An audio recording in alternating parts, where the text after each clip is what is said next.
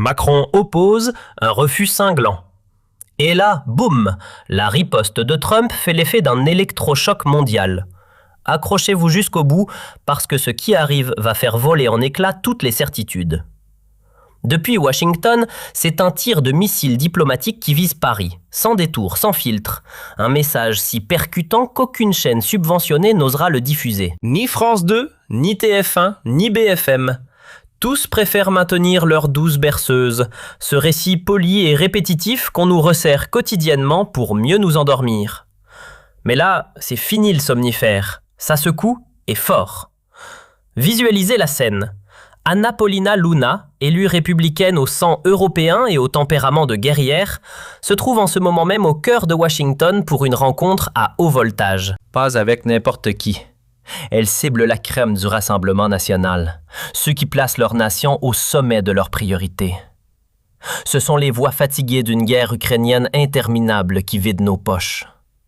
Ce sont ceux qui disent stop à la déconstruction méthodique de leur patrie par des décisions absurdes, venues tout droit de Bruxelles ou du palais présidentiel. Et qui est la première à entrer dans l'arène avec Luna? Une députée RN du Nord, jeune, tranchante, résolue, porte-parole d'un monde ouvrier laissé pour compte. Pas une simple figurante, mais une incarnation vibrante de la France qui trinque. Leurs clichés apparaissent sur X et Insta comme un pavé dans la mare. Regard confiant, mains serrées avec force, sourire plein de sous-entendus. Ce n'est plus de symbole, c'est une alliance affirmée. Du sud des États-Unis au faubourg pluvieux de l'île, en passant par chaque coin oublié de l'Hexagone. Une déclaration de guerre à la tour d'ivoire des puissants. Une entente de l'autre côté de l'Atlantique prend forme, et ce n'est pas juste un frisson diplomatique passager. Ce pacte pourrait secouer tout l'échiquier politique européen comme un tremblement de terre silencieux. Et là, tenez-vous bien, car le coup de tonnerre qui arrive va faire tomber les masques. Les partis traditionnels figés, les chroniqueurs télévisés sans réplique et les penseurs de gauche en hyperventilation. Anna Paulina Luna, elle, ne prend pas de gants. Ce qu'elle voit en France la sidère. Elle parle haut et fort pour tous ces citoyens invisibles, ces patriotes de tous les jours, à qui on interdit désormais de brandir leur propre drapeau sans être cloués au pilori. Bleu, blanc, rouge? Ça suffit pour être soupçonné de dérive fasciste, catalogué, dénoncé, harcelé, voire traduit en justice pour avoir osé aimer son pays trop fort.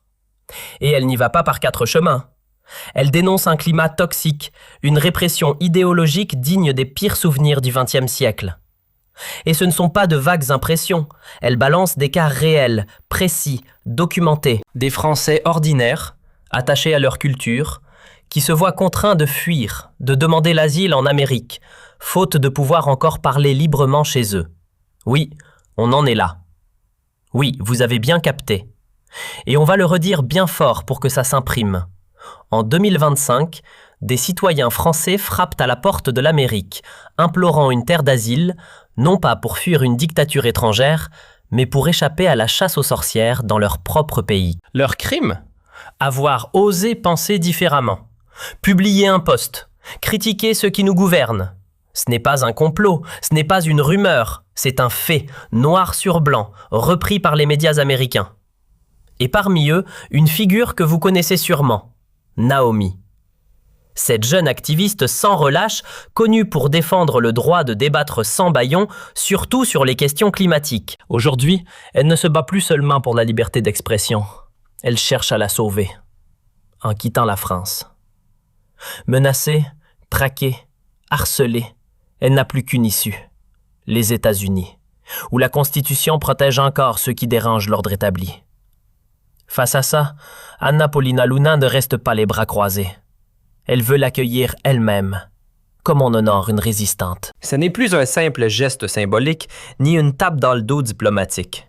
C'est une prise de position fracassante du Congrès US. Le message? Implacable.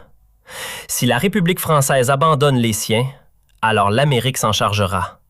Sans détour, sans excuse. Ce n'est plus une invitation, c'est un ultimatum politique. Souvenez-vous de cette image. Jordan Bardella, jeune chef de file au sourire ravageur du RN, déjà dans les gradins lors de l'investiture de Trump le 20 janvier, en train d'absorber comme une éponge l'élan de cette victoire qui a secoué l'Amérique. Et aujourd'hui, ce n'est plus un simple spectateur. Toute la haute sphère du Rassemblement national s'envole vers Washington, non pas pour faire du shopping sur Pennsylvania Avenue, mais pour négocier des partenariats d'envergure. Leur but ? Clair comme de l'eau de roche. Transplanter l'ADN de MAGA sur le sol européen avec la France comme tête de pont. Fini les muselières idéologiques. Place à une liberté de parole brute, sans phare. Pas de cancel culture où une phrase mal placée vous coûte votre carrière. Pas de censure sur des vérités qui grattent les oreilles des puissants. Ce qu'ils veulent éviter ? Les fermetures d'usines au nom d'un écologisme punitif pendant que la production file en Asie. Les flux migratoires débridés qui saturent nos écoles et nos hôpitaux. Et les délires identitaires forcés dans les salles de classe où les enfants doivent digérer des idéologies qu'ils ne comprennent même pas au mépris de leur innocence et de l'équilibre social. Le Rassemblement national, c'est la lame affûtée de cette vague idéologique, le bélier qui frappe à la porte du système, le véhicule tout désigné de cette contre-culture qui monte. Ce sont eux qui tiennent la torche quand d'autres fuient la lumière. Eux qui encaissent les coups médiatiques sans reculer. Eux, encore, qui grèment dans les sondages pendant que les insultes pleuvent. Et ça tombe pile au moment où l'Amérique des muscles économiques et de la puissance militaire, tend la main et lance sans trembler « On est avec vous » contre vos propres censeurs. Et pendant ce temps, une nouvelle secousse frappe la France. Silencieuse, mais brutale. Elle ne vient pas d'ailleurs, elle naît ici, dans nos rues, nos centres-villes. À Lyon, par exemple, cette cité au riche passé, désormais théâtre d'un scandale à bas bruit. Tout avait été fait dans les règles. Un bail signé dans les formes, transparent, parfaitement légal. Et pourquoi? Pour accueillir un événement structurant. La naissance officielle de la jeunesse nationale, bras jeune du RN, pensé pour fédérer une génération laissée sans boussole. Des jeunes, entre 14 et 35 ans, motivés, engagés, qui veulent débattre, s'organiser, s'exprimer, le tout dans le cadre de la Constitution, celle-là même qu'on brandit sans cesse, mais qu'on oublie d'appliquer dès que les idées déplaisent. Des jeunes, parfois même à peine majeurs, qui veulent simplement débattre d'idées, proposer des solutions, s'engager pour l'avenir de leur pays. Rien d'illégal, rien d'extrême, juste des voix nouvelles dans un cadre républicain. Et quelle est la réponse? Une vague d'intimidation nationale, méthodique, presque institutionnalisée. Un climat si délirant qu'on se croirait en pleine dystopie nord-coréenne, ou à l'époque où la Stasi allemande fichait tout ce qui bougeait. Les hôtels? Pris de panique, ils annulent les réservations en cascade. Pas par conviction politique, non, par crainte. Peur d'émeutes numériques déchaînées, des torrents d'insultes en ligne, des vitrines éclatées et des menaces de boycott. Les traiteurs? Pareil, un simple coup de pression et les contrats sont déchirés dans la minute. Quant aux employés du centre, des gens sans histoire, ils se retrouvent à supprimer leur nom partout sur le web comme s'ils avaient commis un crime. Pourquoi? Parce qu'une poignée de militants radicaux, autoproclamés justiciers du bien, traquent, fichent, exposent. Ils compilent des noms, des adresses, des numéros, comme une nouvelle version 2.0 des fichiers de surveillance d'antan. Et tout est publié, étalé sur la place publique numérique, avec un objectif clair, faire peur, salir et surtout faire taire. On en est là. Les employés du centre de congrès doivent suivre des formations anti-émeutes, non pas pour gérer une conférence politique explosive, mais simplement pour avoir loué une salle vide. Oui, un espace neutre, impersonnel, comme on le ferait pour un mariage ou une réunion d'entreprise. Et pourtant, il faut maintenant apprendre à protéger sa famille. Juste pour avoir ouvert une porte. C'était pas une mauvaise blague écrite par des humoristes désabusés. Ce n'est pas un sketch télé oublié. C'est la France version novembre 2025. Le pays des droits de l'homme? Seulement si tu penses dans le bon sens. Sinon, la machine te broie. Même la mairie de Lyon le reconnaît, noir sur blanc, sur son site officiel. Aucun levier légal pour bloquer l'événement du RN Jeunesse. Aucun. Tout est conforme. Et c'est bien là qu'elle bas blesse. Quand la loi ne suffit plus, certains pensent à la menace. Car sur le papier, tout est béton, validé par les juristes, inattaquable juridiquement. Mais en coulisses, la gauche radicale, les syndicats rouges, les ONG militantes et les collectifs grassement financés par l'État montent au front. Non pas avec des arguments, mais avec des cris, des menaces, des appels à l'émeute, sans se cacher, ni sur le pavé, ni sur les réseaux. Prenons un exemple concret, la CGT. Oui, ce syndicat bien installé, engraissé avec vos cotisations. Eh bien, elle ne s'embarrasse même plus d'euphémismes. Elle appelle carrément à faire capoter l'événement. Pas à débattre, pas à discuter. À bloquer, à tout prix, par tous les moyens. Quand un mouvement financé par de l'argent public revendique fièrement qu'il va perturber, bloquer, saboter un processus parfaitement légal, et qu'en prime, il offre le transport, les sandwichs et le carburant de la colère, c'est qu'on a franchi un seuil. Bus affrétés, trains remboursés, logistique huilée. Tout est prêt pour transformer un simple événement citoyen en champ de bataille idéologique. Et qui vise-t-on au juste? Des ados de 16 ans à peine qui veulent créer un club politique comme d'autres lancent une asso sportive. Les slogans hurlés dans les rues? Pas un centimètre aux fachos. Mais les fachos, ce sont juste des jeunes curieux, des employés qui montent des chaises, des entrepreneurs qui louent une salle pour survivre. Des familles, pas des extrémistes. Ce n'est plus de la contestation. C'est une stratégie de terreur économique bien rodée, froide, organisée. Une logique de pression mafieuse où tu dois choisir liberté ou sécurité. Parce qu'au moindre faux pas idéologique, c'est toi, ton entourage et même le cousin de ton collègue qui risquait de vous faire faucher. Allons droit au but. Aujourd'hui en France, tu prêtes une salle sans même savoir à qui, et si le RN l'utilise, félicitations. Tu es désormais sur liste noire. Les boycotts s'enchaînent, ton entreprise est clouée au pilori numérique, tes enfants subissent les moqueries de petits soldats bien dressés et ta boîte mail explose de menaces anonymes. Et le pire dans tout ça, c'est le silence radio. Les anciens partis se tairent, comme s'ils n'avaient rien vu, rien entendu. Le PS en décomposition, les Verts en mode panique, les macronistes aux abonnés absents, et les républicains planqués derrière des communiqués insipides, priant pour que personne ne leur demande leur avis.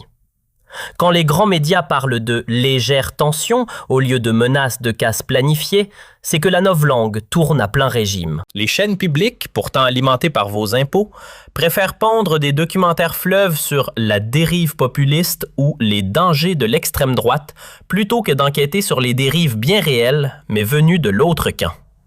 Silence total sur les listes de cibles diffusées sur les réseaux, sur les appels à la haine qui pullulent, tant qu'ils viennent de la bonne couleur politique. Et quand un groupe comme l'Antifa annonce fièrement que Lyon va flamber ce week-end, on appelle ça une posture militante presque romantique. Aucun ministre ne monte au créneau, aucun parquet ne s'agite. Par contre, si un responsable du RN bafouille un mot de travers dans une interview, c'est alerte rouge. Plateau télé en boucle, condamnation unanime et procès médiatique en direct aux heures de grande écoute. Bienvenue en France 2025, version 2 poids 2 mesures. Où la justice change de forme selon la cible et où la liberté d'expression est un privilège réservé à ceux qui parlent la langue des puissants. Tenez-vous bien, la mairie s'attend à 40 000 manifestants, oui, vous avez bien entendu.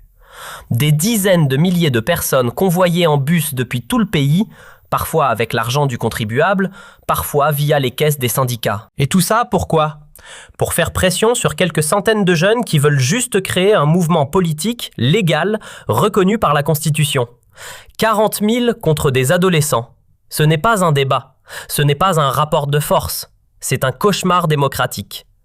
Et pendant que le pays s'agite, que les tensions montent, Macron reste cloîtré dans son bunker doré de l'Élysée, bien au chaud, bercé par les statistiques rassurantes que lui chuchotent ses stratèges. Du côté des Républicains, fidèles à eux-mêmes, camouflés dans les couloirs de l'indécision, tête baissée, surtout ne pas faire de vagues. Il ne faudrait pas que défendre la liberté de réunion les fasse passer pour trop à droite. Alors on se tait. Pas un mot pour condamner les violences. Pas un mot pour défendre les principes républicains. Silence radio, par pure trouille d'être mal étiqueté. Mais appelons un chat un chat. Ce n'est pas du leadership, c'est de la lâcheté en costume 3 pièces. Une peur panique maquillée en prudence politique. Et c'est exactement ça, cette mollesse stratégique qui fait couler les républicains depuis des années. À force de vouloir ménager tout le monde, il ne parle plus à personne. Ce qu'on observe à Lyon n'est pas un simple raté, une crise isolée. C'est un signal d'alarme national, une démonstration éclatante de la lente agonie de notre démocratie. Un autoritarisme de gauche s'installe, feutré, maquillé sous les bannières flatteuses de la diversité, de l'inclusion et de l'antifascisme. Mais derrière ce vernis bien pensant, on retrouve les méthodes des régimes qu'ils prétendent combattre. Contrôle, peur, censure, punition collective. On les humilie publiquement en ligne. On ruine leur vie professionnelle par des boycotts ciblés. On tolère la menace physique. On les efface du débat par exclusion sociale. On les dénonce anonymement aux autorités. C'est une machine bien huilée, implacable, qui écrase toute pensée dissidente. Et c'est là que les États-Unis font leur entrée, façon coup de tonnerre. Washington entre dans l'arène. Et cette fois, le jeu est sur le point de devenir nucléaire.